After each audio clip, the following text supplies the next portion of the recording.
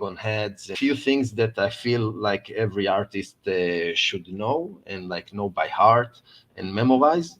And then it puts him in a much more comfortable place to start play around. Um, I do want to say that uh, none of the things that I will show it's like a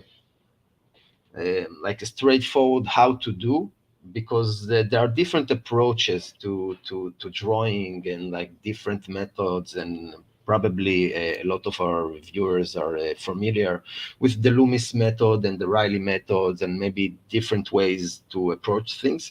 And what I usually do when I draw is a kind of a mix between different things I know and I tried and practiced, and I kind of find my own way to approach things.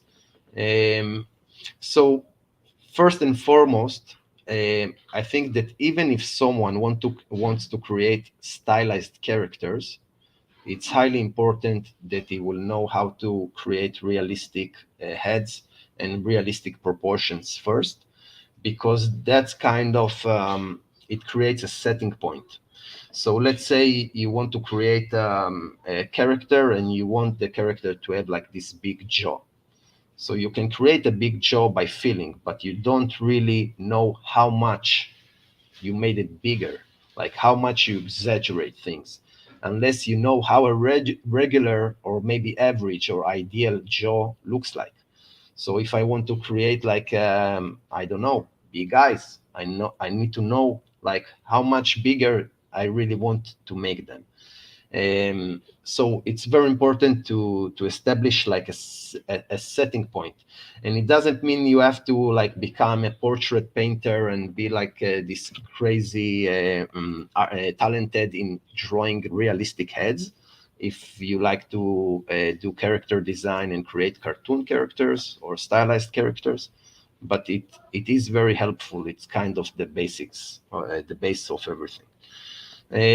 So I will start like maybe to put everybody's watching on the same page, because I know even in the future the viewers that will be seeing this, some of them maybe are really beginners and some of them are more advanced and they have different levels. So I will start with really going like very quickly on like some of the basic proportions that we need to know to be familiar with about the human head, and some like very simple ways to memorize them and approach them.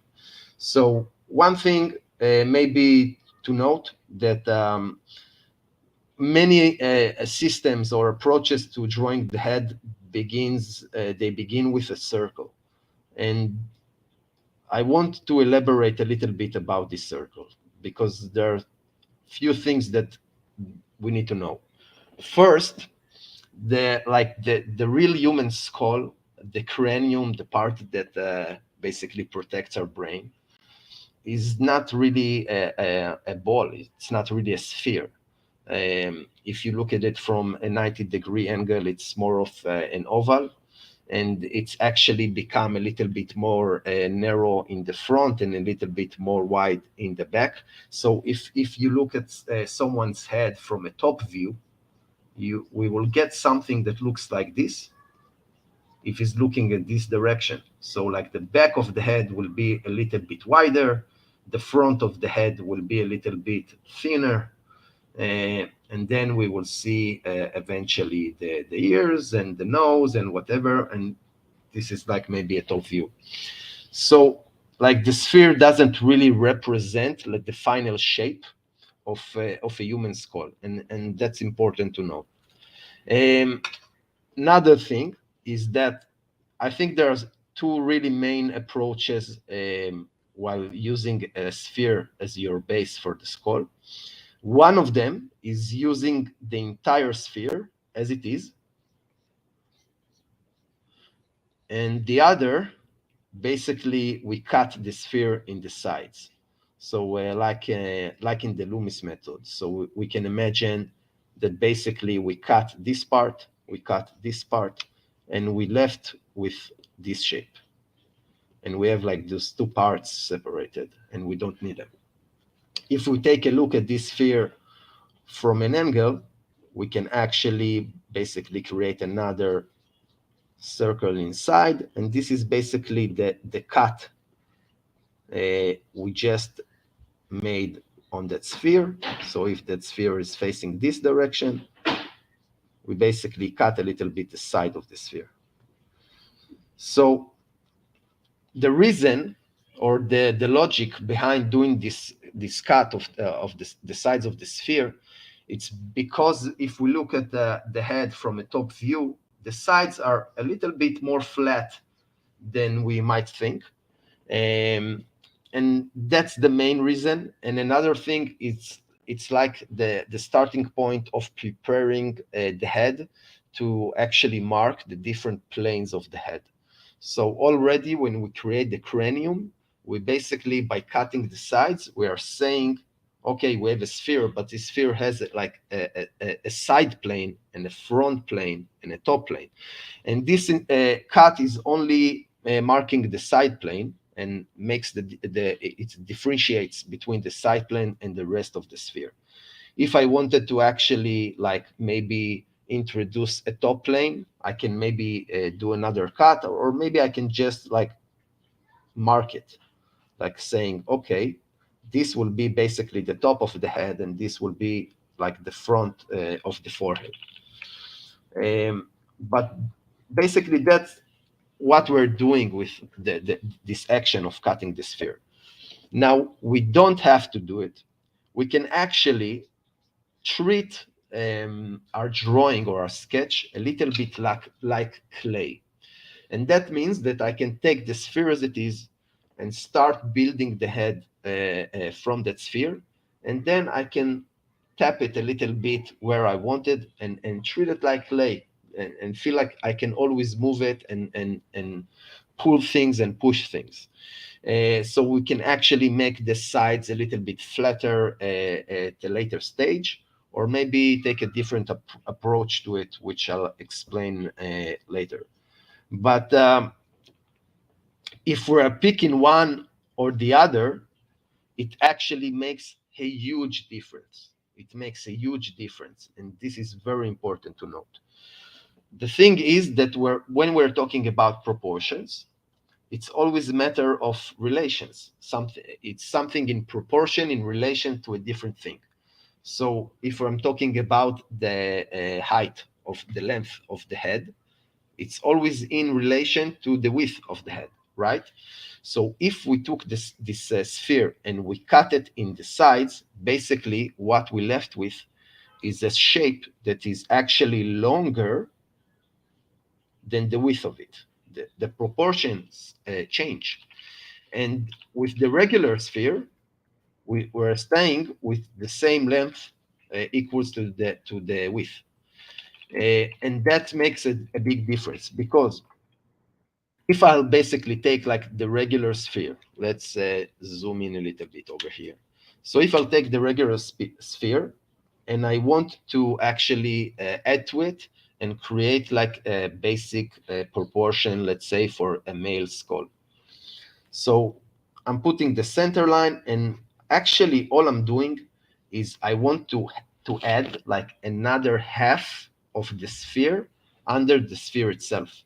So if I'm actually looking at the sphere and I'm thinking, okay, this is the size of the sphere, this is about a half of a sphere. So it's like right now I treat it as a third, and then I just add another third. So basically I can treat the entire skull like it's 3/3, and basically the jaw is another, like I add another half of the sphere. So I can actually like mark the chin. Usually when I want to create the base for the jaw, what I do is I actually take the bottom half and I divide it to 2. And then it gives me like a general guideline for a basic or maybe more ideal angle for the jaw.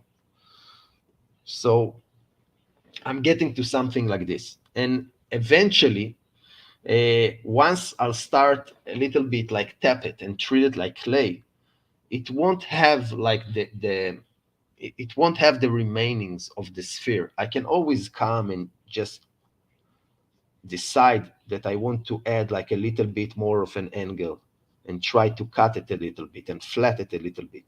So I treat it more like clay, but I still use like the size of the sphere. I don't really like cut it very very roughly. So that gives me basically one approach to proportions if I'm using the entire sphere. Now, once I use like the Loomis method sphere, basically the way we measure where we put the chin, it's totally different because the sphere is now long and a little bit thinner. So if I'll take another half just the way I did previously, we will all of a sudden come up with a very thin and long face. So basically, we can't use the same approach because we change the proportion of our sphere. So usually when we do that, what we have to do is actually take the chin much closer to the sphere itself. And the way to do it is like by measuring thirds inside the head. And I won't go too much in depth about it. If someone wants to dive in to the Loomis method more deeply, I can't recommend it enough. But basically what I'm doing is I'm measuring thirds and I take the chin a little bit closer to the face itself, and I can actually make it even closer. I could do like start those thirds a little bit more downwards. So even here, and then I'll have like here, and then a third here. So basically, it's like I compress the base of the jaw a little bit upwards to eventually. I'm supposed to have like, I didn't get it right now, but I'm supposed to have like the same proportion, and that's another thing to note, that eventually it doesn't really matter if you use a certain approach or a different approach. The main thing is that in the end result, you get the proportion you want and you get to the same results. So for me, it's a little bit more comfortable this way. But when I approach constructing the head, I never really look at the head as a sphere or even a set of lines. I'm actually imagine the head like I'm playing with a cube more than a sphere. And I feel like that imagining a cube is actually makes like approaching the different planes of the head a little bit easier. So in this approach, we actually create the planes by cutting the sphere. But if you ever looked at maybe like a juggling ball, you probably noticed there is like this ball that it looks like it made out of few patches, like so. So this is what I have in mind when I'm actually approaching drawing head, because I feel like imagining like this ball shape that is a little bit, it's in the middle between a cube and a ball and a sphere. And it's like I taken a cube and I polished like all the edges and the points of it. And when I basically use this shape, it's like I can already see the base of the skull. I can see the planes and where everything is facing. And as I said before, I really treat it like clay. Like, let's say I want to create like a 3/4 view from this ball. So I'm just like thinking, okay, I need to add a little bit to the back of the head, because as I said earlier, when we look at the skull from the side, it's not really a sphere. So I add a little bit in the back of the head, and then I can start like sculpting uh, the base for the skull, for the jaw, excuse me. And it's like I can already see the different planes because I'm kind of establishing the planes as I go, and it's not something that I'm doing like in a later stage. So when I used to practice, like when I started practice drawing heads, usually I started back then like drawing a sphere and then like putting the middle line, the center line, and start like blocking out the different shapes. And eventually, I would mark the different planes, which is fine. Everything is fine as long as it feels comfortable, right? And gets you to where you want. So then I'll start like marking the different planes of the head. And once I got like a little bit more comfortable with it and familiar with it, basically I started noticing that it's kind of came naturally. So I started noticing that while I'm imagining a head, I'm like already creating the planes while creating the head. And it's like actually playing with a cube and more than a sphere itself. So I can go and do something like this, and I'm actually already thinking of the planes. So in my mind, I can already see like this full shape, like it's like a little ice cube. And basically, that already allows me to see the planes. And then when I want to like mark different things, I go with it like very freely. I really try to treat it like clay, and like not thinking that every line you put is final. Now for me, I'm like one of those artists that really I like to do, and I like to like really build up on my sketches. I'm not trying to hit every line at the first time. It's more like sculpting for me. So uh, so I really like putting like the base for what I imagine, and I basically already starts with like with a point that I already know, and I can already see like where the planes will fit and will go, and I can already feel like the perspective while I'm creating the head.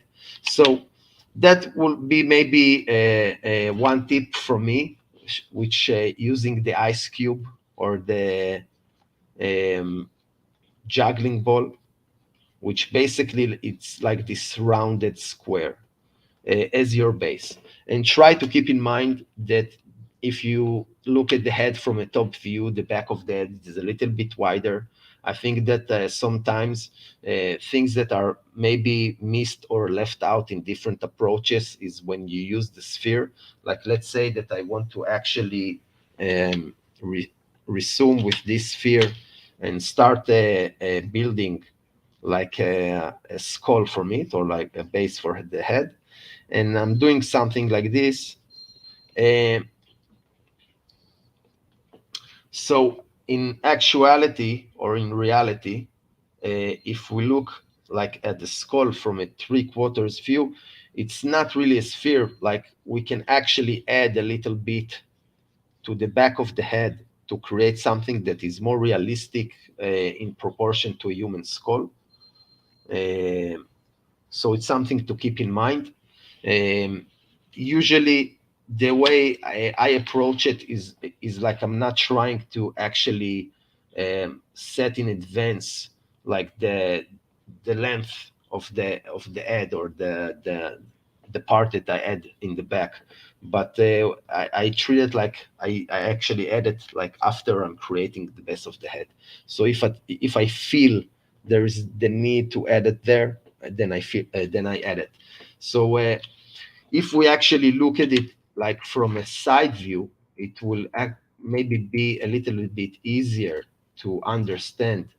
Because if like we take another sphere, and let's say that right now we are creating a profile view facing this way. So if I'll just add like my center line here and do something like this. So it will actually feel like the head is a little bit like squeezed. We don't get like really the feeling that we have like the true proportion or width of the skull. So the reason being is mostly because this is not the shape of a skull when we look at the side view. So what we want to do is like add something like a bit close to a quarter from the sphere itself. Like a quarter is a bit too much, like close to a quarter. So if I imagine like this is a quarter of the sphere, so something close to that. And also keep in mind that sometimes like the top of the head can be actually with some people it can actually be a little flatter than what we realize. So it's okay when you add like the this portion to the back of the head to make like the top of the head a little bit flatter, and then I add like this portion, and it already gets us much closer to the proportions of the human skull.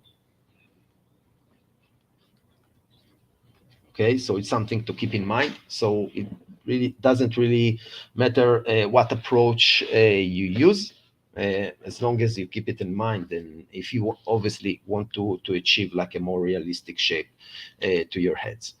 But let's talk a little bit about the different features and the placement of them, and we'll do it like very quickly because I actually want to focus about playing around with different things and creating more interesting or stylized characters. And I want to show like this very fun exercise where basically we think of a concept or idea for a character, and we actually try to put like the first concept somewhat realistic. It doesn't have to be like super realistic, but it will be somewhat realistic. Like we actually try to imagine the person we want to create, and then we take a look at it and we try to think, okay, how can we play with it? How can we exaggerate things? What we want to exaggerate about this person we've just created. So it's a very fun process. So let's talk a little bit about placement.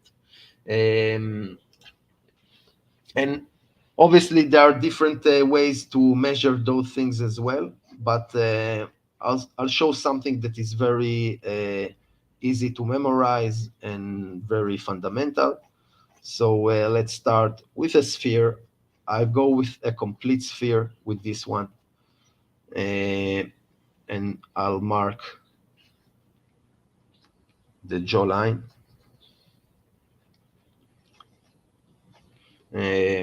Okay, so first and foremost, to establish the height of the eyes, I actually don't measure it by the sphere. I measure it by the entire face or the entire head, more to be more exact. And I want to put like the marking for the height of the eyes, like a little bit more or less in the middle of the head. So it's not the middle of the face. Usually when we think of the eyes, it sometimes feel like they're a little bit higher in the head than they actually are, because we're actually looking at where the eyes are appearing inside the face. So we look at the face like this. When we want to measure like where the eyes will be inside the head, so instead of looking at the eyes from here to here, we're actually taking the entire length of the head, and then it brings us a little bit closer to the middle. So sometimes it's a little bit higher than the middle, but we can actually look for the middle more or less and try to mark it. So I went with like a little bit itsy bitsy higher than the middle. So this is basically how I mark the height of the eyes. Now, when we put the eyes, there is like maybe the most common method to measure them is like measuring like 5 eyes along the width of this line. So basically, we have like the 2 eyes, one eye in the middle as the space between the eyes, and 2 eyes as spacers in the sides.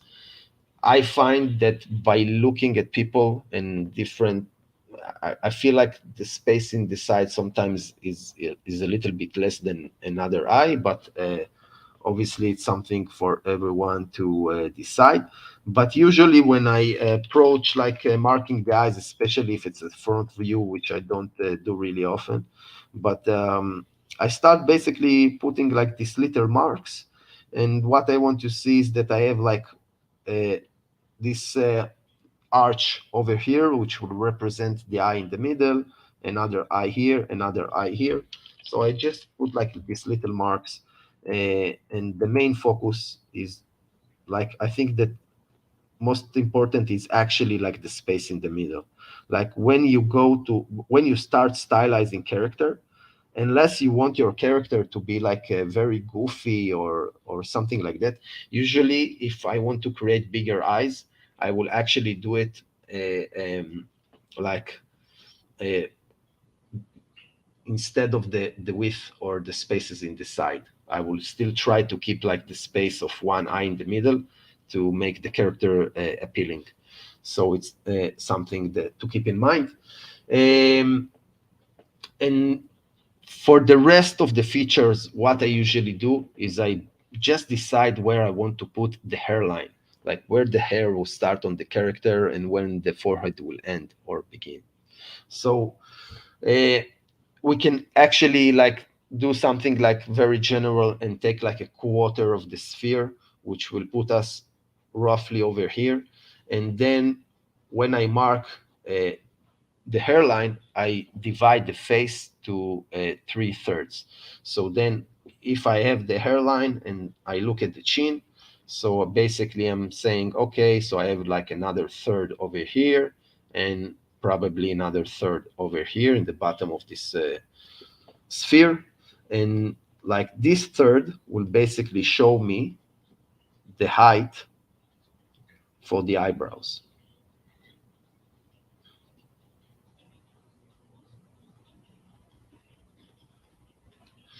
And this third will show me like where will I put the base for my nose, the bottom of the nose, which will, by the way, be like in the width of the eye itself or the space between the eye. And when I want to basically mark the mouth, what I usually do is I look at the space between the nose and the chin. And then I know that the mouth is a little bit closer to the nose than the chin. So I try to look for the middle between the chin and the nose, and then bring the mouth a little bit higher. So it will be more like putting the bottom lip on the middle. So if this is like the middle between the mouth and the chin, so what I'll try to imagine is actually marking the cavity of the mouth a little bit higher. And then I'll put in the middle like the marking for the bottom lip, let's say. Um, to establish the width of the mouth, what I try to imagine is like a dot between the eyes, right in the center line between the eyes. And if I'll take this point and I'll draw a diagonal line to the nose, I should basically hit the width of the mouse if I put it in the right height. It's very important to know. Like if I obviously if I'll take the mouth a little bit higher or lower, it will change the relations to the nose. But if I'm putting the mouth in the right height, so I can actually see and establish the width of the mouth according to the width of the nose, and this will be like the relationship between them. And that is something that is actually very important to be familiar with, because even when playing with the proportion and creating like these crazy stylized cartoonish characters, this is one of the relationships you usually want to keep if you want to make like the characters appealing to the audience. And if we start to playing around with this relationship, we will feel that something is a little bit off there. So, like even if you look at I always give the example of like Pixar's Up movie, and you have the character of Carl, which is basically like a square. But even if you look at Carl, he will have like these tiny eyes and the glasses. Even if you look at Carl, he will have like this big nose, this big oval nose, and the mouth goes underneath. But you will see like the wrinkles on his face, basically pointing and ending inside that actually where the mouth ends. So even when we're exaggerating proportions, it's something that is very important to know, that the relationship between the width of the nose and the width of the mouth is something that most of the time you want to keep, or you want to keep in mind. Even if you take like a look at, let's say, the Hulk, which is also like exaggerated proportions, you will see that most of the time you still have that relationship, because what happens with the face of the Hulk is that, like, even though the nose is very small, here is my ice cube, even though the nose is very small, um, the mouth is also like very far uh, from the nose. So let's say he has like this short forehead. So I'm bringing like his eyes a little bit higher, and maybe have like little eyes. So let's say I'm creating like the base for his face, and I actually want to put like the nose a little bit high or something like this, kind of like a gorilla face, right? So let's say I'm doing something like this, and then even if I'm putting like the mouth very, very wide, like we will probably see uh, when we're looking at the Hulk, right? So even if I'm putting like the mouth very, very wide, eventually what we will see that if I'll take this line from the center, this dot in the center, and I'll go with the width of the nose, I'm actually still trying to keep like this relationship between the width of the mouth and the nose. So it's something that's important to note. Uh, if we want to put the ears, basically, I feel like it's easiest if we take a look like the part the ear connects, like the top part the ear connects to the head, where we can put our glasses. That will usually will go with the eye line. So I can actually start the shape of the ear, like actually cutting, like taking the half of a heart shape, and I'm starting putting the ear from this point with the eye line where the glasses will go. And if I want to take like a setting point, I'll probably try to reach like the bottom of the nose. So that's supposed to put us with like a, a good proportion with the ears, and not being afraid to make it too big or too small. And obviously, you can play around with it as you like. So this will be like the main placement, or the way I approach them, anyways. But What I want to go over next is actually defining the different planes of the head. So I showed it a little bit like how I start with like this ice cube shape. Um, but let's be a little bit more familiar with the planes of the head, and then we go around and we go and start playing with stylization. So to demonstrate it, I will create like a base in a quarters view.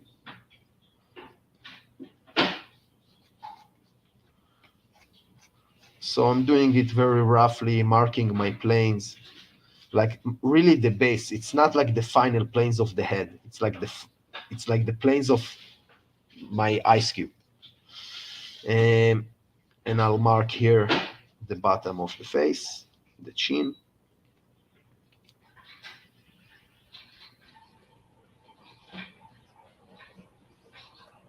And a little bit taper it over here. And just treat it like clay.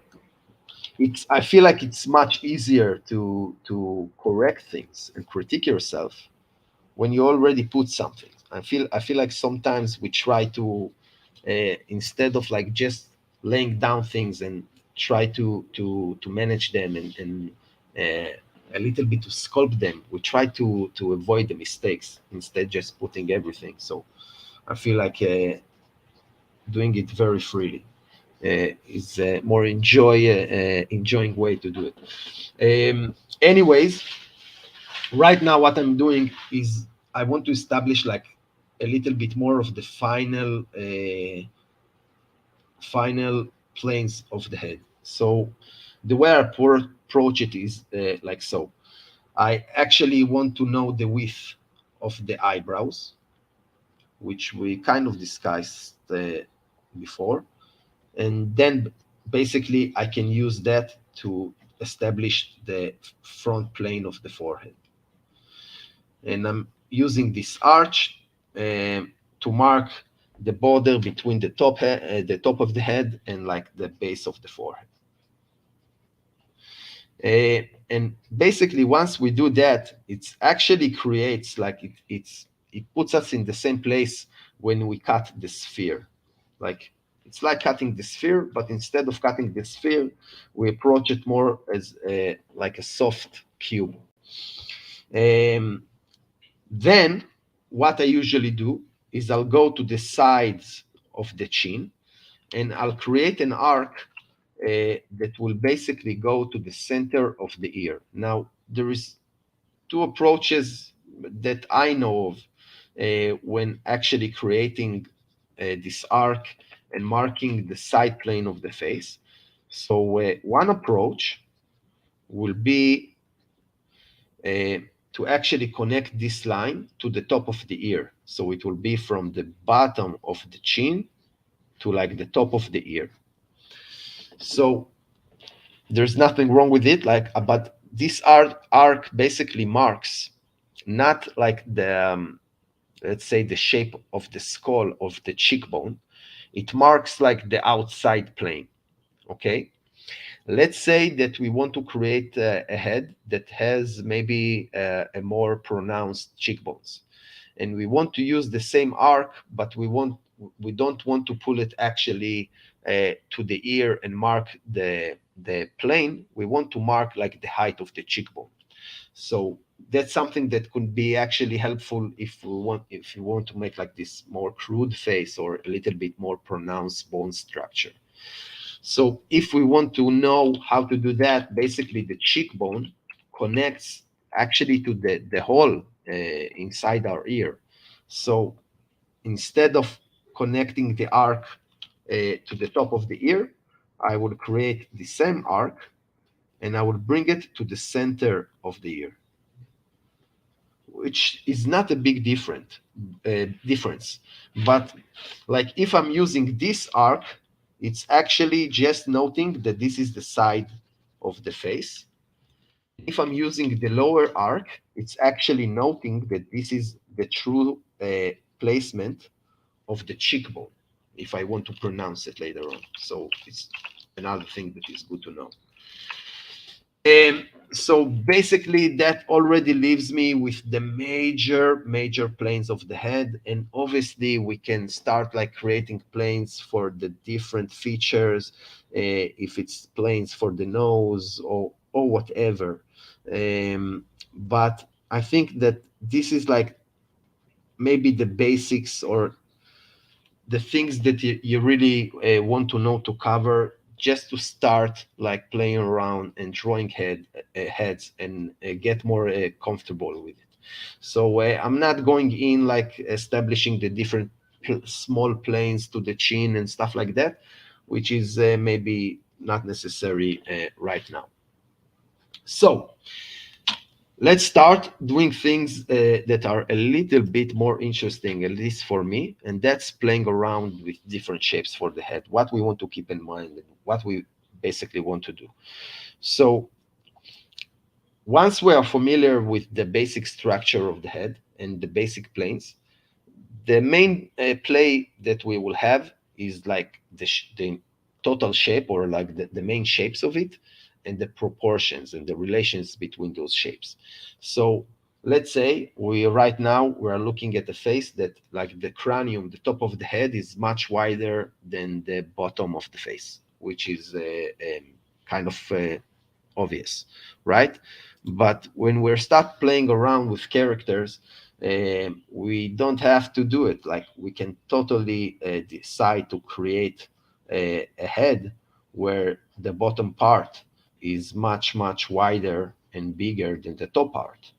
So what we really want to keep in mind, how we are approaching all those different characters and head, and what we want to keep in mind while creating those characters. So even when I'm doing something very roughly like this, I will actually even made his like forehead smaller, which will be more interesting, and I'll talk about it maybe a little more in depth later. But even when creating a character like this, I actually still keeping in mind all the different planes that we just spoke about. So let's say, hmm, I created in the same layer. Okay, so let's do it like so. So even when looking at the head like this, I'm actually imagining like the front plane of his head and where it turns to the top plane. And this is the plane for the eyes, like, and the eyebrows, and where like this will be his cheekbone connecting over here. And it's actually it's not really reaching the chin, because it's kind of have a fat chin, fat double chin. But I can actually look at it as like this is the rest of it.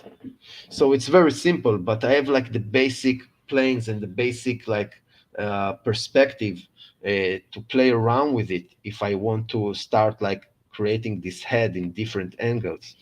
So it's actually just playing around with the different planes, no matter what you're creating. But it's actually maybe will be a little bit easier at first with starting with something that is a little bit closer to the shape of the basic head, and start like pulling and pushing. So let's say that I'm creating like this basic ice cube, and I can say, okay, let's create another one over here. What if I actually want to make like the jaw really long and put it over here? So obviously it's already giving me some kind of stylized and exaggerated proportions. And here I only made the jaw longer, but I can actually go and put like the different features where we expect to see them. So even if I create like this long jaw, once I put like the basic features where we expect to see them, it will still like it will look like a stylized normal character, right? It won't be that much exaggerated. So if we want to push things and create things that are maybe a little bit more interesting, we not only want to pull and push and play with the proportions of the head, we want to actually play with the placement of the different features, like try to squeeze all the features together, try to like maybe pull them apart, try to make the nose and the eyes closer, or the mouth and the nose closer. um, so that will eventually create much more interesting and okay, so let's say that I already put the eyes here, but let's create a different character, and let's say what if, let's say his nose will be like very high. Let's like give him like this short pointy nose. Okay, and then I can, if I'll put like the mouth here, it's like it will be like very expected. So I can actually feel like, what if I'll give him like this very like pull his mouth like to closer to the nose, or like maybe put it very far from the nose and create something that is a little bit different. And I think that it will actually be much even better if I started in placing the eyes in not in their default place or height.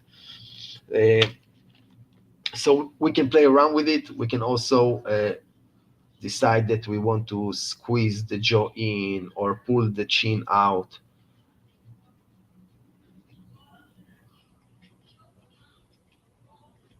And then start sculpting,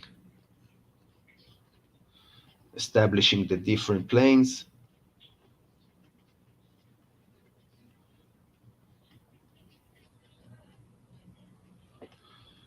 So even when stylizing those characters, I'm still trying to figure out where those planes go and where will be those plane changes.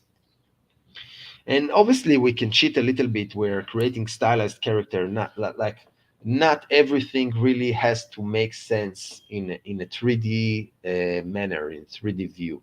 So if you're designing a character that will be like modeled and used for maybe a game or a film or something, obviously, if it will be made in 3D, you probably want to be more accurate and exact. But if it's a 2D concept, we can obviously play around with it. So let's do like a little exercise that you can try yourself later, which is basically creating like, let's say, this part realistic, semi-realistic face. You try to think of a character, of a person, and then you take this realistic face and you try to go different places with it. And you can change the style, you can change the proportion, you can play around with it. And the reason being for maybe thinking of this exercise is basically two reasons. One is that a lot of time we will take inspiration for different characters in real people. We will look at real people, we will look at images of interesting people with interesting faces and interesting features, and we will take inspiration in that. So basically what that teaches us is like making the habit of taking a realistic face and try to see how we can play around with it. And the second reason is, I think that even when I try to think of ideas for different characters, I'm not always necessarily seeing like the end result or the final style that I want to put it in. So sometimes it's like I'm seeing a real person.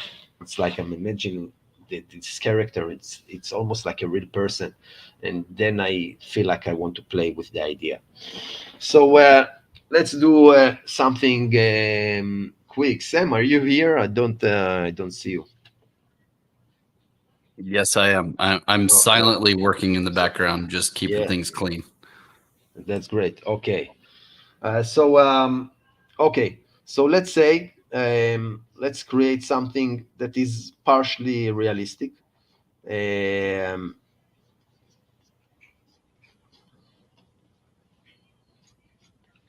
so playing around, I actually use the sphere and cut it this time, creating like the little uh, plane changes and markings. I already have like kind of the face I'm looking for in my mind's eye. So I kind of know where I want to go with it, but I will try to stick with like the regular ideal proportions, because I feel like the goal of this exercise is basically beginning with like a more realistic proportions and then play around with it. So let's say that this is my base and I'm actually imagining like this kind of grumpy, a little bit older character.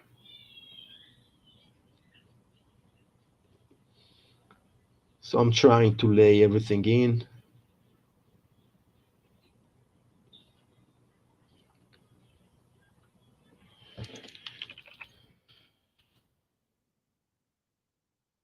Okay.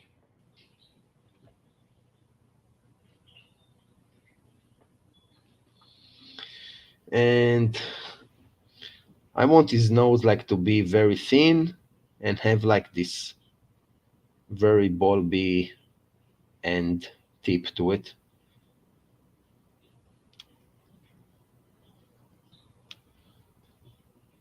I will mark the mouth, but I want to give him like this mustache.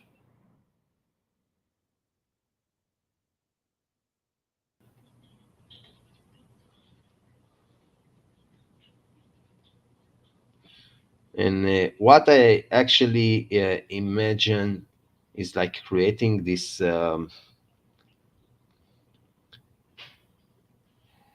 maybe like this old shoemaker or something like that.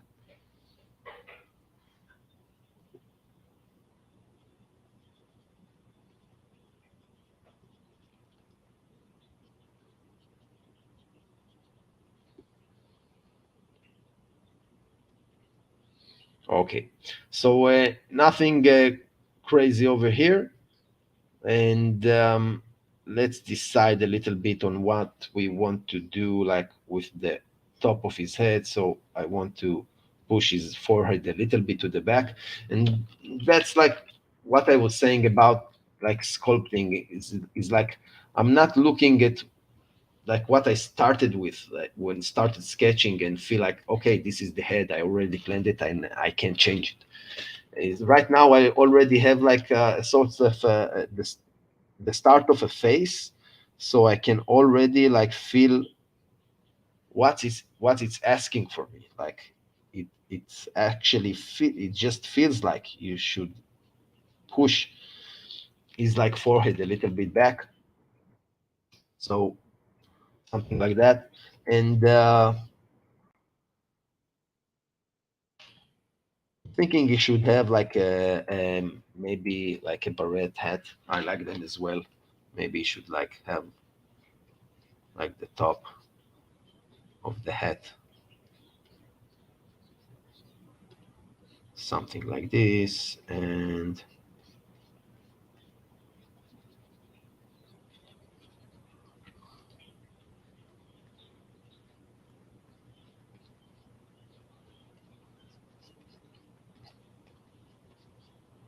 okay, so let's say this is our character, and nothing really special or exaggerated too much. And what I want to do right now is basically creating different concepts and ideas out of this like very kind of plain idea or start. So sometimes when we have the idea it could be very general. Okay, I'm imagining like this kind of an old male figure with a mustache and maybe a hat, and I can see like in very general what I want to create. But once I like put it like this is the character, this is like the person, and I then try to go off of it. So let's see like what we can do. So what if we decide that we want to put like more emphasis on his mustache? So if I want to put more emphasis on his mustache, that means that I kind of already know that I want to put more size on the mustache and all the part that the mustache covers. So it's already uh, helping me to know what I want to do with the proportion in that area. Also, I feel like I want to make like the top of the head a little bit smaller to make this part, the bottom part, appear a little bit bigger. Remember, it's always relations. So sometimes you don't really need to make a certain part that big. You should actually make it a little bit bigger and then make the opposing part a little bit smaller. So it's not like always like pushing something very to one side. So let's see what we come up with. So let's say that I have my ice cube here, which will be the base. And sometimes I'm when creating these characters, I won't always use like the shape of this cube, because sometimes I will actually want to really play with the shape of the top of the head. But that will be like my first iteration. So for the first try, let's make his face long to make room for for this mustache. Let's make his face long. Let's bring his eyes a little bit higher, so that will automatically create like a shorter forehead. This will be like the part of the brows. We will make his eyes like small.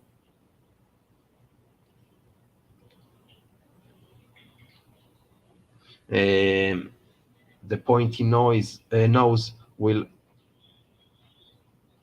still be pointy and will still be like a bulbous nose, but it will be fairly short because I want to make room for this big mustache over here.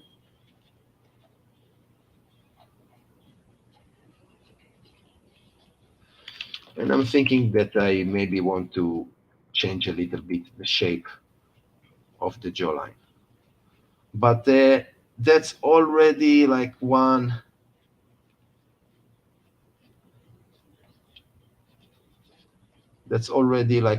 version of what we had before, which is kind of stylized and a little bit exaggerated, but not too much still.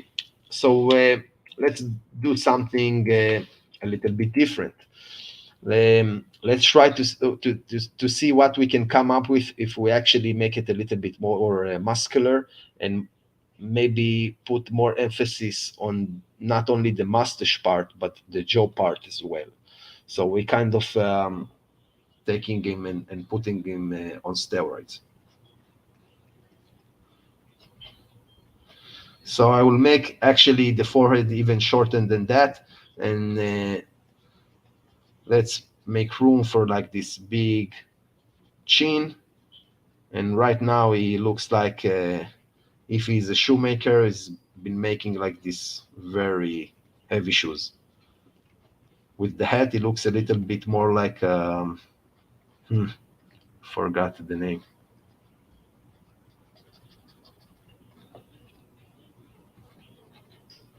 So we'll have his eyebrows over here.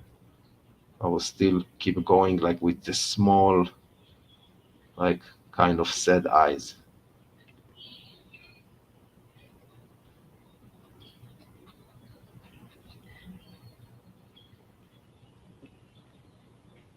So we still left with the big mustache.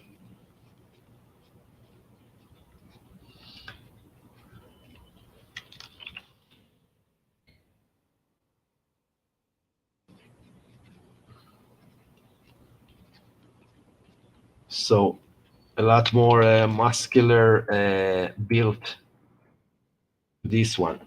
But even, and I'm not necessarily trying to create even like the same exact character. Like let's say if it's a specific character, then it has like very specific characteristics. If it's thin or wide, or maybe it's like athletic build, or maybe it's very like fragile. So here I'm just like taking like the basic ideas of the hat and the mustache, and just try to play around with it and see what I can come up with. So maybe it will be a good time so to take a look at the different canvases, because I can see actually on your screen that we have some things going on. But Yeah, I just switched over just a second ago to show that there were we've been filling in the lobby a bit more. So if you do want to take some time and go look at other people's work, you can. I'll put your screen back on if you want to show the sequence panel on your side. sure, excellent. So I will go a little bit because they didn't really have much time yet to start playing around. But let's see what people are creating, and then maybe we'll go back and start creating different characters. Okay, so I feel like this is me, right? It looks like it. Okay, so another one thing that it's important to note. First of all, it's a very cool exercise, and it's exactly like it looks very good, and I can tell like by these sketches that you kind of get the feel of the planes of the head. Um, Sometimes when we play around, I want to talk a little bit. Maybe I'll create a layer. Um, mm. Sol, can you give me permission to those different canvases? Oh yes, of course. Let's see. You're on Nexus right now. That's strange. Okay, So you should be good. thanks, man. Yep. So if we look at this head, one thing that is important to note, that sometimes when we play around with the shapes, it's it can feel like we're breaking the skull a little bit. Like this, the skull really loses its structure. So right now, if I'm looking like where the features are placed. So let's say it has like its eye socket over here, and like the nose for the bone here, but then that means like the teeth should come all over here, and I can't really like tell where is the placement or the place left for the jaw. So if I'm only taking a look like at what I've done here, and let's bring it over here, so the jaw looks like kind of distorted. So a good idea is like actually try to keep in mind the jaw of your I'm sorry, the skull of your characters. So even if I'm creating like this stylized character, I will actually start with the jaw just to show with sorry, with the skull, with the jaw stuck with my in my mind. So I'll start with the skull just to show something, that even if I'm creating like this stylized, exaggerated face, like let's say I'm creating something like this, I'm still really keeping like the structure of the skull in mind, to make the final face or head like to make sense. And it should make sense, like it can actually move, it can move the jaw, it can speak, it can open its mouth, it can bring like. So if I'm looking at this head, and this is like the will be like the bases, the basic planes. Okay, something like that. So if I'm looking at this head, I'm actually, before creating a face, I'm really thinking of, okay, there is like a human skull which is obviously stylized, but it exists here. And if I can imagine like a human skull inside his head, So it probably means that the final result will make more sense. Okay, like a good example to is like look at concepts for Pixar's Coco. So in Coco, we have like the characters with the skull face, which is a very stylized skull. But if you look at different concepts for creating this film, you can see that even that the face are very stylized. They all like have like the basic parts of the skull in a manner that makes sense. So let's say let's take down the opacity for oh sorry for this one. So if I have like this skull, I can totally right now imagine like the stylized face that will be on top of it.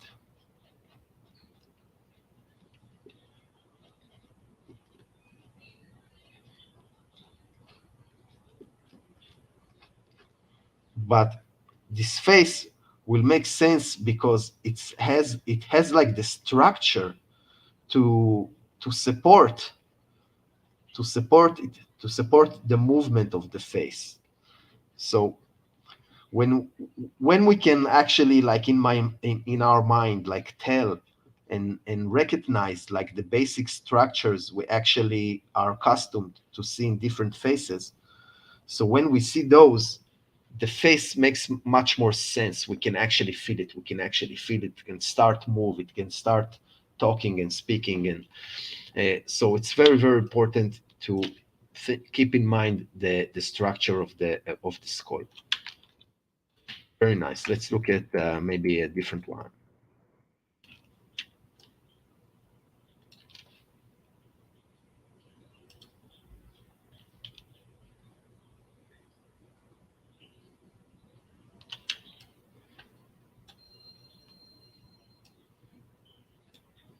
These are very nice. So first of all, let's talk a little bit this about the skull in the side view. Maybe a little note here. So if we'll take a look at the skull in the side view, the jawbone won't reach like so much the back of the head. Like the jawbone will probably end in the center, so we can actually create this jawbone like in this angle, and then it will make more sense. It will feel more like a skull. So that's one thing. Um, I feel like that for you, I feel like that sometime like some people like try to make like the details very exact at the first time, like trying to get the lines very exact and very on point. And I feel that it's sometimes kind of interfering with the creative process of it. So I would probably won't go like if I'll take this face in example, and it's only a suggestion because there isn't really a right way or a wrong way. But if I'll take this face for example, it feels like it had like two steps in the process. The first step was like creating the base for the head, and it feels like after creating the base for the head like in the blue lines, we jumped to actually finalizing the eyes and finalizing the nose and the hair. And what I would suggest is like try maybe to keep it loose a little bit longer. Like even after finishing like creating the best of the base for the head, like try maybe to still be doodly, be free with it, sculpt it. Like because I feel that for most artists, like inside our mind we probably have like the right answer. Like it's like our mind know how it's supposed to look like, and and we don't have like the tools sometimes to convey it. And I feel like that if we kind of sometimes look at the sketch like even with blurry vision and just feel like we're pushing and pulling and try to sculpt it. So we can reach a certain point that uh, probably for a lot of people, they won't reach the same result if they'll try to hit every line on the first try. And then like add another stage of doing a little bit cleanup. So as you see, like even if I like just roughly putting like the different markings and details and ideas for this head, I'm not trying to like really get a cleanup or like a rendered or very accurate result. I'm just trying to sculpt it and like get the feeling of it. And if I feel like right now I'm feeling like let's make the chin a little bit smaller because it is looking a little bit younger. So I just try to sculpt it. And once I already see the details inside and I have like this rough idea laid out, that will probably be where I will take the opacity down, um, and then I will start to clean things up. So only after, like, it's like try to create your final lines only after you've seen the character. Like the character is already, it's there, it's already complete. It's not like finalized in like in the manner of the execution, but it's already there. Like the concept is complete. You can look at the character, you can see its face, you already know exactly what you want to do, and then the final lines will be just a matter of process and not a matter of still trying to find the character.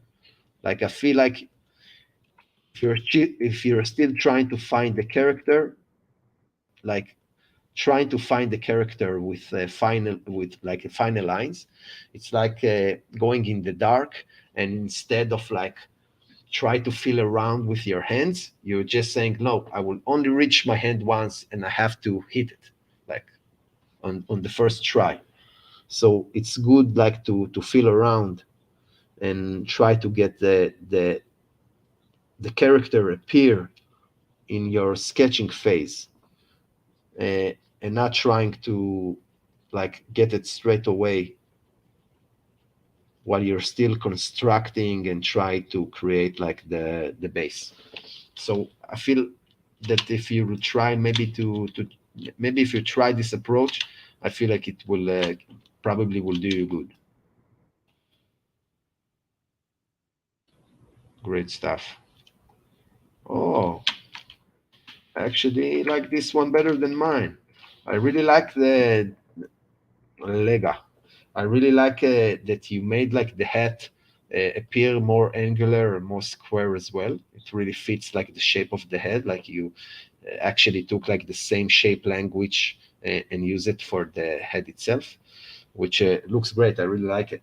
Um, I do kind of have like a little problem with the jawline, and it goes like with the thing I've just said. Like it feels like maybe it's if it's skin or fat, maybe it makes more sense. But because of the angles, it kind of feels like this is the jawline and this is the skin. And if this is the jawline, I don't know, it kind of feels a little bit off for me. So maybe I will take the jawline a little bit higher, which makes for me a little bit more sense with this face. But I really like it. Very nice. I like the thing with the very thin head. So I think that what could make like actually this iteration be more interesting, that you started with an interesting shape. You really play around with the shape. So you got like this shape that it goes and becomes wide in the bottom and very thin in the top. And I feel that what could take it like a little bit further is like playing with the placement, because the shape is unique, but like the placement of the different feature is kind of plain and kind of regular. So maybe trying to play with the placement a little bit more.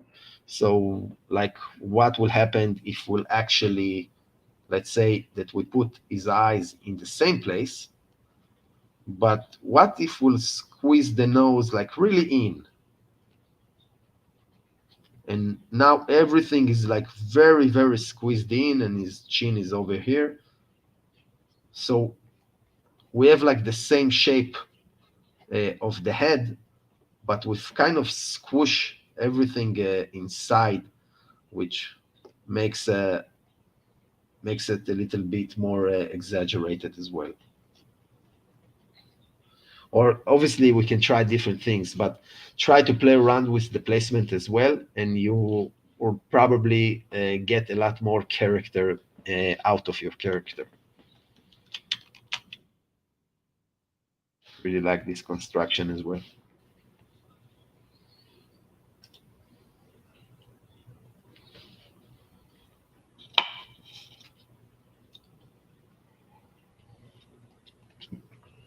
Very nice. So very, very nice. So sometimes when we approach things and we going like straight up a outline, right? Like line art. We're creating like the end result, like from the beginning, and we're going and doing those outlines, and usually w- it can also like I don't know if say cause, but sometimes we can make like these little errors in construction, like and not necessarily have like integrity to the build and construction of the skull. So sometimes it's also important to like go out of like the the thought process of line art and try to just focus a little bit on 3D forms. So like I really like the angle of this head, and it feels like it really has like this 3D form. But let's take this head for example, and I want to show something, and I really like it. I really like the proportion, and I like the style as well. But if we look, I'll create it in a different layer, or this is one is mine. Okay, so if we'll take a look like at the width of the face. So I got a face from cheekbone to cheekbone. Like his face is very wide, which is awesome. But then it doesn't really make sense for me that in this angle, the distance between the width and the cheekbone, the width of the face and the cheekbone, the distance to the ear, it's so short. Because that basically means that if we actually took this character and turn it to a side view, so maybe we will have like his eyebrows over here. He has like this very angular nose, and maybe like we have his face here or his mouth here. But if we have like this space between like the cheekbone and the ear itself, it will kind of feel like that if I put his eyes here, that his ear should be like boom here. And I would probably want to take this ear a little bit more to the back and give him a little bit more width to the side of the head. So I would probably imagine, I will try to do it in a different way, and I would probably imagine something like this. Let's take like maybe a white color, and just do it like so, and then I would probably imagine that this bone should go here, like thinking of the structure of the skull, and then I would probably move this ear a little bit more to the back and move the jaw a little bit more here, and then I have like a lot more. I'm showing more than the side plane in this angle, like a little bit more like so, and maybe even a little bit further than that. But I feel like maybe if we look at the difference. So it feels like we squashed his head a little bit. So try to keep in mind that even if you find it more intuitive to go straight to the final line and create with the outlines, try to always like double check and keep in mind structure, and to make sure that you do imagine like the 3D forms in everything. Like when I sure man, I'm happy to do it.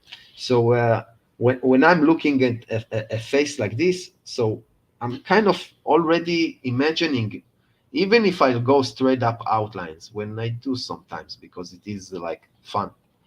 So even if I'm looking at a face or structure in this like style, so I already try to imagine like the different planes. I'm trying to imagine the different planes. And also, even if I'm creating like straight up like just like the fine lines, I do like keep in mind where I'm when I'm switching from one plane to a different plane. Like I know that I put like this detail over here, it's already on the side plane, that here I'm already on the front plane. Very very cool stuff.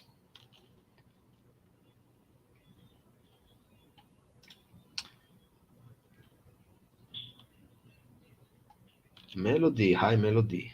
I know Melody.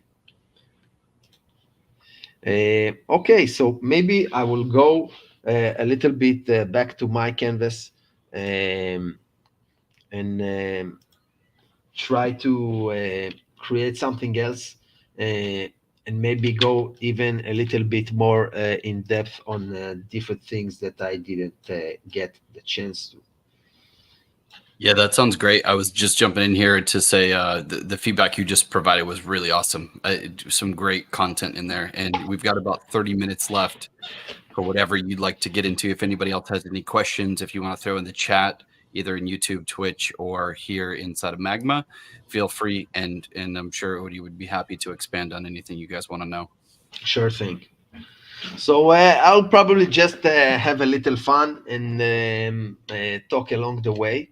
So for the time being, I will hide the canvases and I will go back to the canvases. If you're continuing on drawing, I will go back to the canvases again and take a look. So just like maybe create another character and try to dissect and talk about the different things along the way.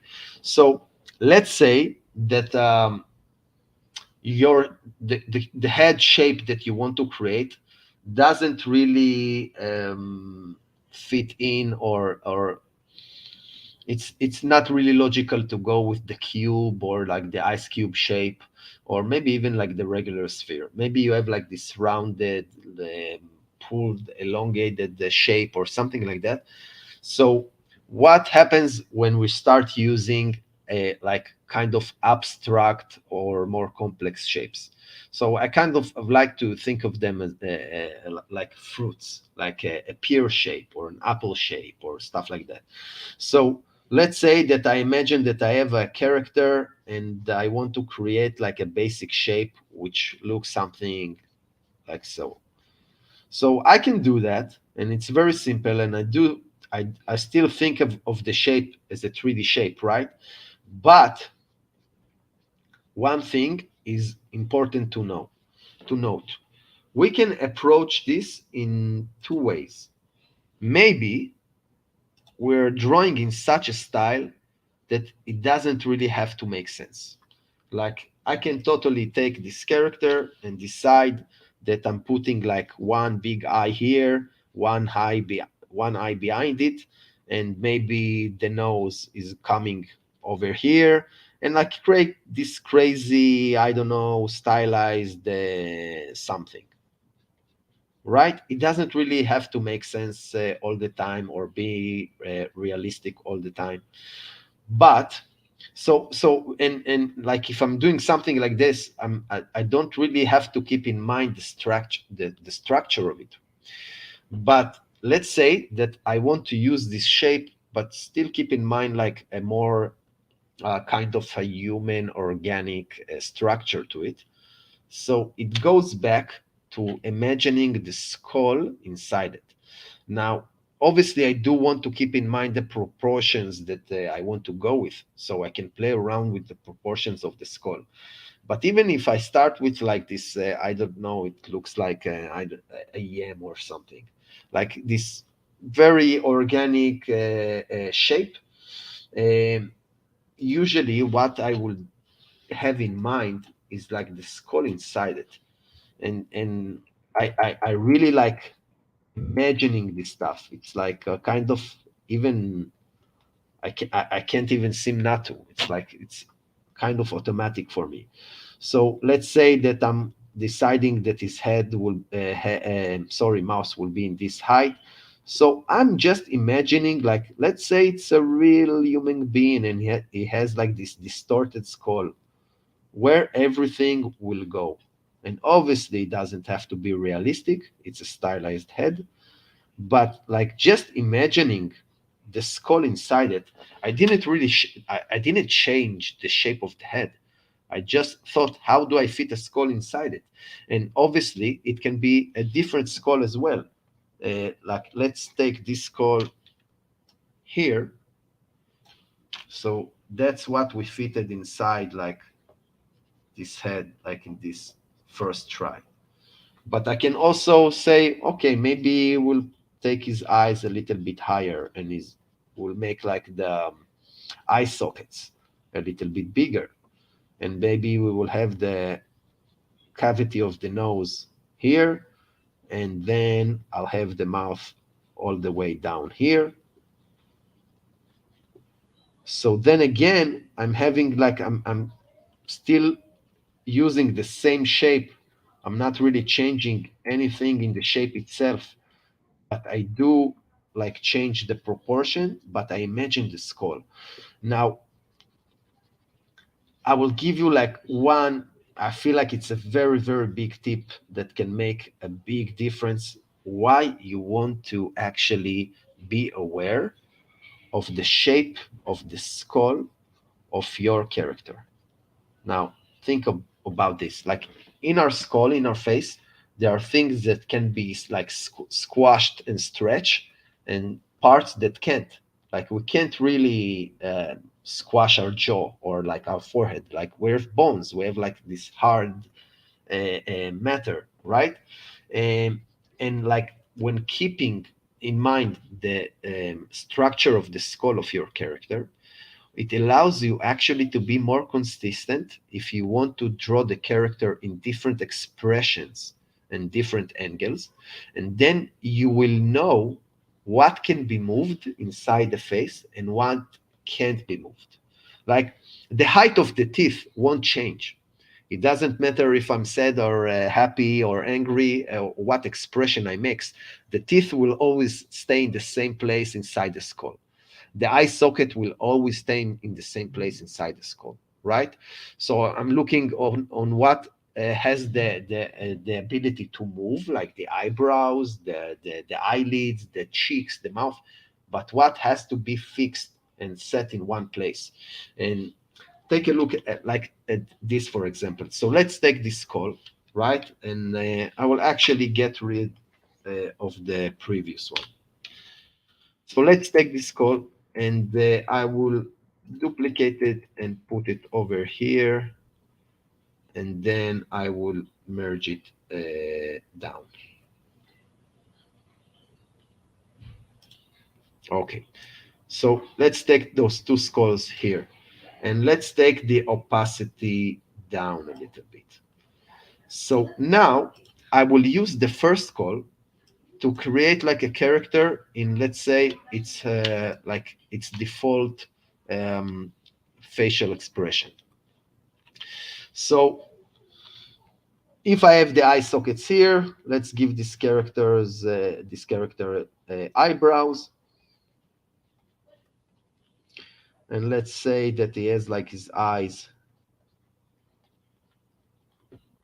inside the sockets. So I can already see the placement of the eyes just by deciding where the eye sockets will be.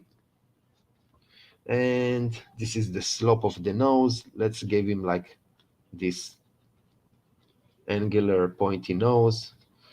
And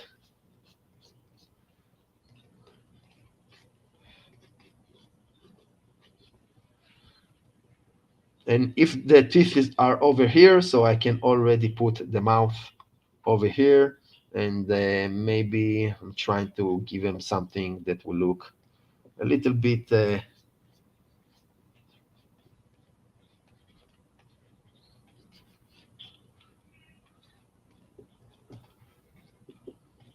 and I feel like he should have like this tiny mustache as well. Okay, so let's say this is my character, right? And right now, I want to change its facial expression. So when I'm familiar with the skull underneath, it's like I know what has the ability to move and what won't move, like no matter what. So I will take like the same face I created to save some times and not create it from scratch. But let's change like the expression of the eyes and mouth and eyebrows. So right now I can say, okay, can definitely pull his eyebrows down. Now it doesn't change the placement of the eye sockets or the bones. It just changes the place of the eyebrows because the eyebrows can be pulled down. And let's say that right now I want him to close his eyes shut, like maybe he's very angry, and I know that the placement of his eyes won't change. So the placement of the eyes in the same place, the eye sockets in the same place. And let's say that maybe we will get rid of the mustache for now because I want to move his upper lip. And if I know where his teeth at, so it means that I know that if he goes and maybe doing something like so, it's like I cut a hole like in his face, and I can already see like the skull underneath. So if I cut this hole and now it caused like the mustache here and this side go here and the mustache on this side go over here or something like so, and I already know that his teeth will end up here. So basically that allows me to be like to stay on model and like to be exact and more consistent with the facial structure when changing those different expressions. And there are some things that can be moved as well, like if someone really squeezes his eyes, maybe his cheeks will move a little bit. But I'm thinking like I'm trying to differentiate between that, like the fleshy area and the stuff that can actually move on the face, and like the bony area that will basically stay in the same place, and we don't want to play around with them a little too much. And let's say that if he's pulling his lip in this direction, it probably like also affect a little bit his nostril. Okay, so basically I just play around with it, but I'm trying to keep in mind like the base of the skull underneath the characters I'm creating.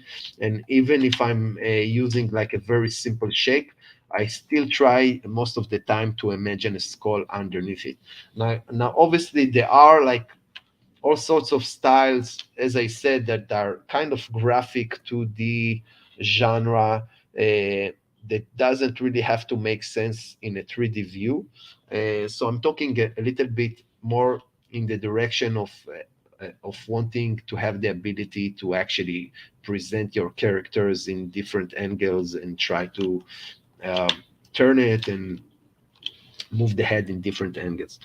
Now, Another big tip is actually, um, let's talk about changing the angle of the face. Let's say you already created a character. I have this sus dude over here, and let's say I want to present his face in different angle, right? And that sometimes is very hard to do. Like you want to change the angle of the face, and if all of the sudden the character doesn't look the same. Not mentioning try to change the angle and the expression as well, and to make it stay on model and feel like the same character, which is kind of hard to do. So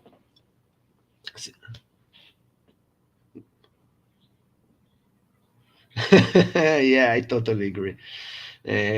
So uh, what I suggest on doing is like instead of thinking of the facial features as lines, try to think about them as blobs, or like these solid blobs of clay or shapes. So I will show an example. So let's take maybe this head and duplicate it another time, one more time, and bring it over here. So if I'm looking at this head and I want to start like drawing this head in different direction or angle, the way I will look at it will be something like that.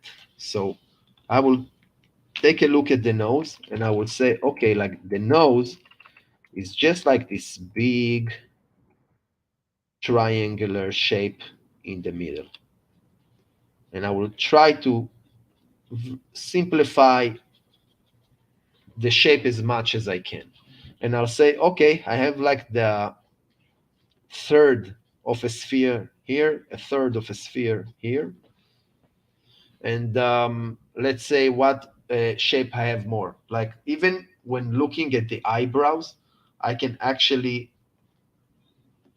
look at the entire eyebrow bone like it's some kind of a cylinder going on top of the forehead, right? So that's another shape. And when trying to move the ear, I will usually try to like cut it and try to treat it like it's a 3D flat kind of shape, so I can move it around a little bit. And I will obviously pay very close attention to the placement and relation between those shapes. So let's say the ear is kind of in the bottom part of the eyes. Um, so I'm having like I'm kind of trying to take notes of those different placements, and I will also take notes of like how to divide the face itself. So let's say that I'm right now I'm seeing that the forehead is a little bit shorter than this part, and then we have like the placement of the nose, and then like the entire part here is kind of almost twice long than the top part. Um, and I try to feel like where do I cut like the mouse inside all of this. But I try to look at it as like very simple shapes on top of that simpler shape. So let's say if right now I want to like create like the basic shape in a different angle. So let's say it maybe one of them will be a little bit downwards. So I'm seeing something like so.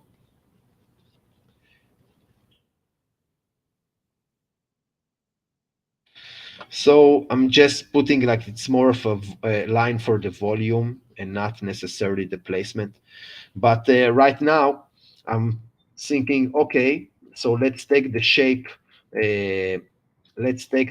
of the brows and put it like over here, and the shape of the eyes will be kind of, I'm just trying to very roughly mark those things, and the shape of the nose will probably be uh, over here. We won't see the bottom part as much. And you see that I'm just like I'm placing shapes around on top of the face. I'm not trying to get the exact nose. I'm not trying to get the exact eyes. I'm trying to place those shapes and find the correct placement for the angle I'm looking for. And I saw that the ears is like in the height.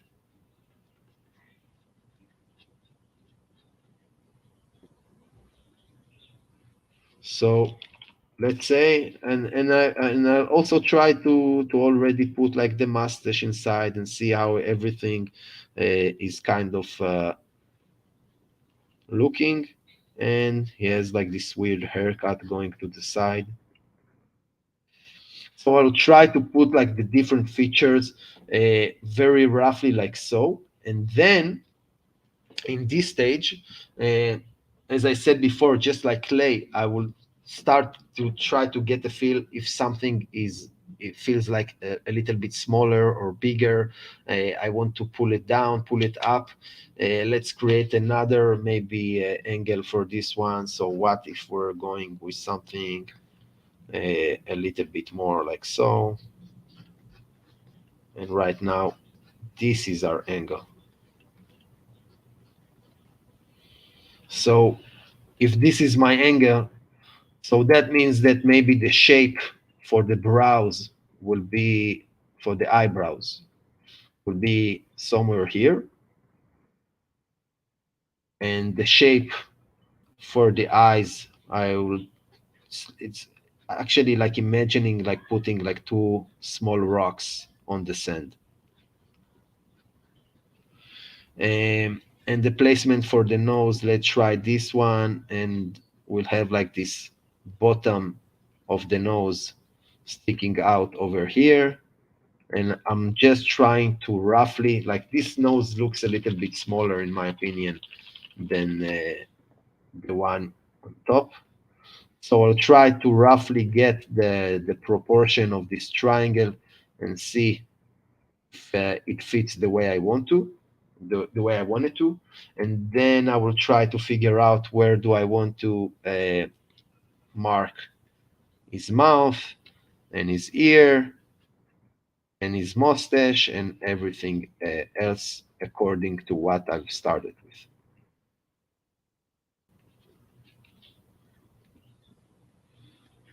So also try to keep in mind like the volume of your shapes. So it can be very intuitive to go and let's say we try to mark the mustache and we're doing something like that, which looks the same way as it looks here.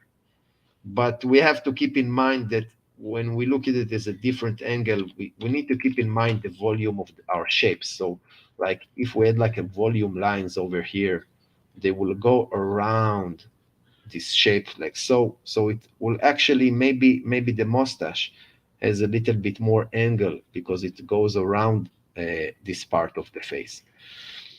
And I can already see that in the initial shape, I made like the chin much wider than it should be, so I can taper it down a little bit.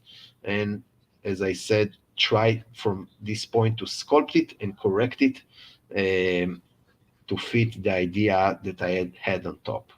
So maybe to summarize this idea is like when you try to figure out like different angles for your character, try to look at the character as like a collection of like these small shapes on top one another, and then see if you can actually move it and try to keep the same relation. Let's do another example that maybe uses a little bit more shapes, so it will be even more understandable. So let's say that I'm having like again a shape for the eyebrows, the bone that will have the eyebrows, and I'm putting like these two uh, spheres underneath, and I will create like this big blob over here. So it's a very simple shape, and I will actually create a shape for the cheeks because I want this character to have a very pronounced cheeks, and this will be like the muzzle, and I have like another sphere for the chin. Obviously, it's something that I do on top of the construction of the head. Here, I'm going like straight at it, like just explaining the logic behind the way we kind of want to train ourselves to imagine those shapes. Okay, so I have like all these volumetric shapes on top of one another. So now, if I want to basically change the angle that this face is facing, I can create like this very, very general shape that will try to get the proportions right, like the general feeling of it. So let's say this is like the general direction, but right now I can actually go inside and try to place those shapes in the way I feel that they will like overlap on top one of another according to the perspective and the angle that I'm creating right now. So then I will only see a little bit from the spheres for the eyes, and the chin will be covering the muzzle, and I will only see a little bit from the muzzle here, and the cheeks will be like covering this part.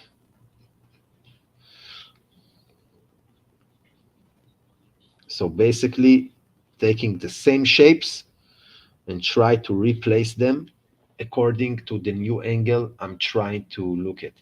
Now, it doesn't have to be like so crude, but once you like kind of have the basics of it, it provides you with the guidelines you kind of you need to create like your final.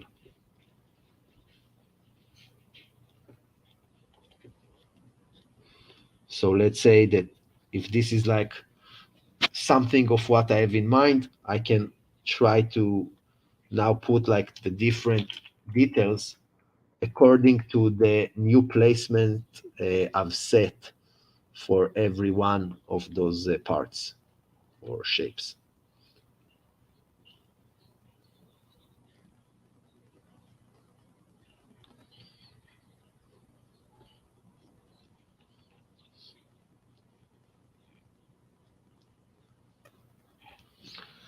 So this is will be like my thought process. It's not something that I really like draw when I draw. It's more what I have in mind and what I try to imagine uh, while I'm drawing stuff. So I see that we have like 10 more minutes, so let's go over and take a look at the different canvases, and maybe we will see some interesting stuff that you got to do while I was doodling.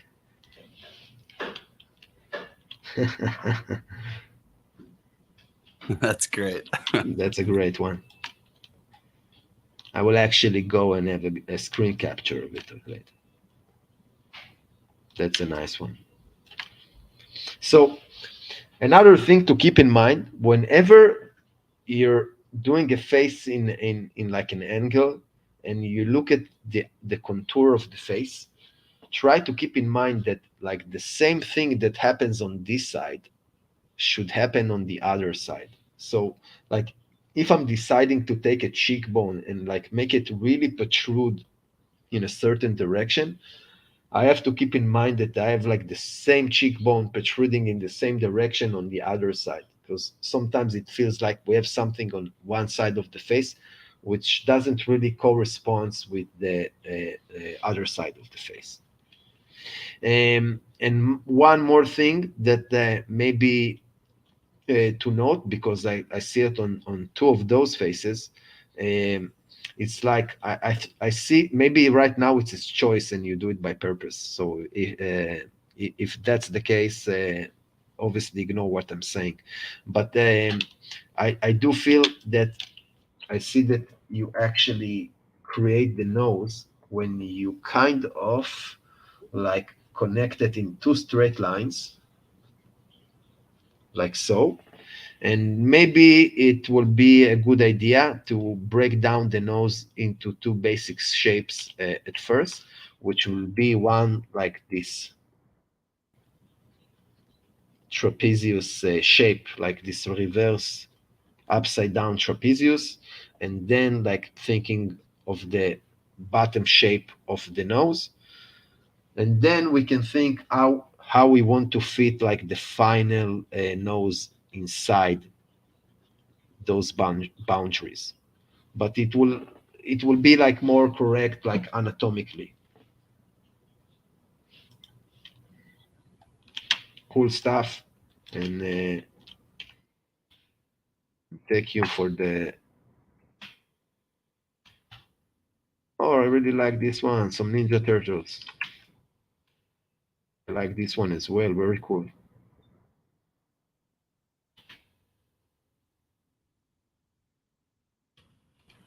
Nice one. Very nice.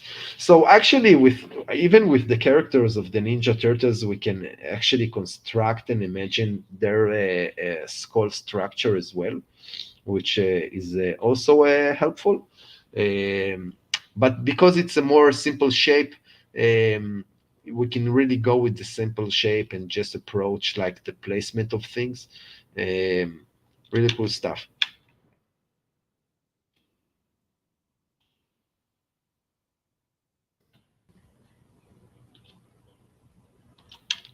Hey, hey, got some mustache going on over here.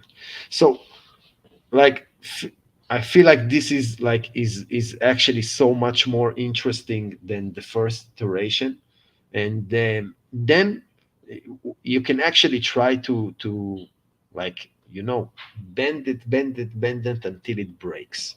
So sometimes I tell my students like to think of it as like taking like this plastic ruler, and you start to bend it, and you want to see when it will break, like how much can you exaggerate things. So sometimes even if when drawing like the stylized characters, I feel like it's a good practice to like sometimes really exaggerate until it looks so awful, and then you need to take a few steps back. But it actually like helps you to like research this scale of exaggeration and stylization. Uh, so that's cool stuff. Like I think like the next thing will be like try to take the same idea and do it like 10x. So like let's say if the top of the head is small, let's make the top of the head very small. And if the bottom is like flat and square, let's make it more flat and square. And if we decided like to squeeze like features together, let's try to squeeze them together even more and see what happens. And it's not that I'm thinking that this will be like a better result. It's more in correlation to what I've said about like try to break it.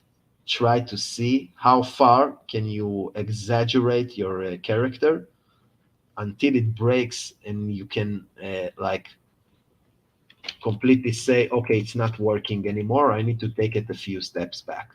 So let's say if I'm creating, and obviously you can start playing around with it, and then it goes to a different direction which you don't like, and uh, it's not that it's a must, but you can take like the same concepts of like squeezing the top of the head and making it wider, and see like how much you can exaggerate it, and sometimes you can get like very interesting stuff.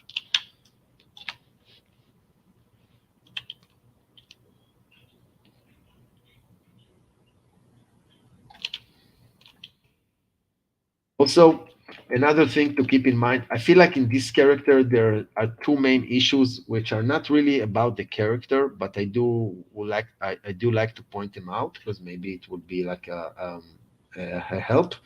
But I'm thinking of two things.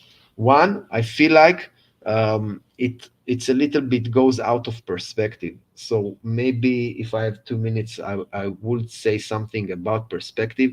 Like I usually when I try to come up with characters, I usually do them in a 3/4 view, and I'm trying to think on a very basic, simple 2-point perspective. So it's like I'm thinking, okay, I have like lines going in this direction and line going in this direction. This is like this will be like the basic 2-point perspective, right? So I have like all the lines in this part of the face, like the eyebrows, going in this direction. Like if I'll make the base for the nose, it goes on this line. If I'll make the mouth, it goes on this line. If I'll create the eyes, it will go on this line. If I'll create the chin, it will go on this line. So everything is in accordance to like this perspective. And then if I create like the side plane, the side plane will go in accordance to the perspective. So, and that's something that when you practice it, you can really make a habit of it. But right now, if I'm looking at the face, it's like the top of the head is facing here, here, and things, they feel like a little bit, they don't have like this vanishing point that connects everything together. So that's one thing to keep in mind. Even if creating like stylized face, if we want to make them feel like believable or more even believable in a 3D space, so it's very important to keep it in mind. And I also feel like there is a little change in the center, like this is like facing over here, but the mouse is facing a little bit over here.